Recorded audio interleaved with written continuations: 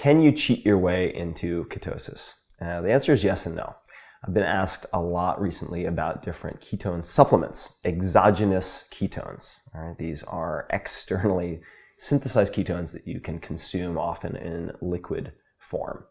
A good way to remember exogenous, exo like exoskeleton, outside. Endogenous, that would be ketones produced in the body. For instance, if you fast and then eat one meal per day for 2 or 3 days, like a salad with a little bit of steak and a bunch of oil, and you walk a lot during that period of time drinking water, chances are in 2 or 3 days, especially if you're a male, typically you drop in faster, you'll probably get to 0.7 or higher millimolars of beta hydroxybutyrate, BHB, as measured using a device called the Precision Extra, XTRA by Abbott Labs, which is what I use, and I recommend people use something like that with blood as opposed to urinalysis with the keto sticks, which, as you get better at processing ketones in your body, will give you a false negative. It will say you're not in ketosis. But let's come back to the exogenous ketones. A lot of my friends have said, hey, have you seen this? Have you seen that? It seems like I could just consume this to get the benefits of ketosis while I'm consuming my normal diet.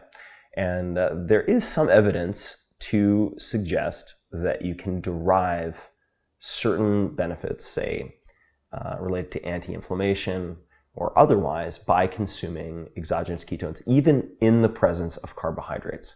However, and I'm not a doctor, don't play one on the internet, but I suspect at least that more research should be done related to the longer term, say for a few weeks, consumption of exogenous ketones while you're eating a normal carbohydrate dependent diet, when you're using still glucose as your primary fuel.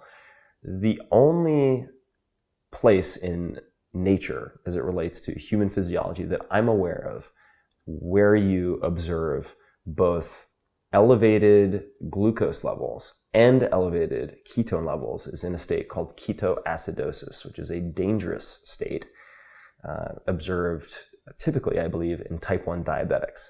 So if then we are mimicking that by consuming exogenous ketones on a regular basis, it's hard for me to see how that is beneficial.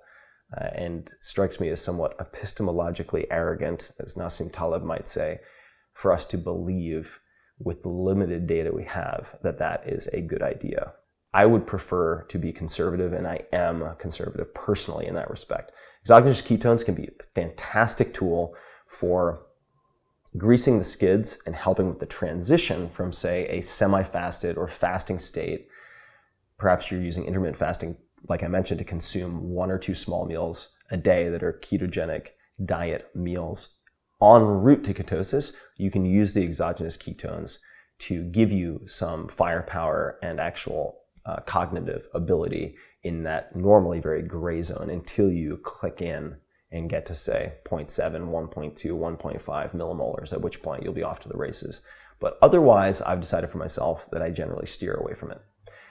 That doesn't mean that, for instance, if you have depressed glucose levels and you've just come off of a nice big sleep and you had an early dinner the night before, perhaps in those circumstances, if you're about to do exercise, say aerobic exercise, you could use ketones to enhance performance. But caveat emptor, I would say, be careful, and as far as I'm concerned, be conservative.